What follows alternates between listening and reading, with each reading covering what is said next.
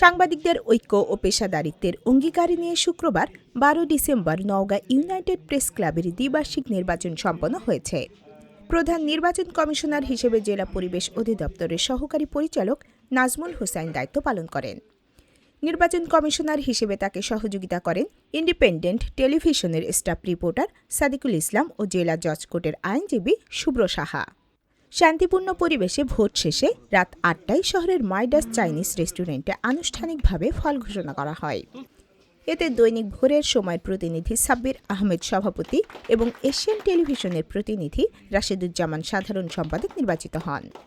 এছাড়াও নির্বাচনে সহসভাপতি আসাদুজ্জামান, যুগ্ম সম্পাদক আব্দুর রাকিব, সাংগঠনিক সম্পাদক মিরাজ হুসেইন, দপ্তর সম্পাদক আহসান হাবিব, অর্থ সম্পাদক সিদ্দিকুর রহমান, প্রচার সম্পাদক মির্জা তুষার আহমেদ এবং কার্যকরী সদস্য রানা সর্দার নির্বাচিত হন।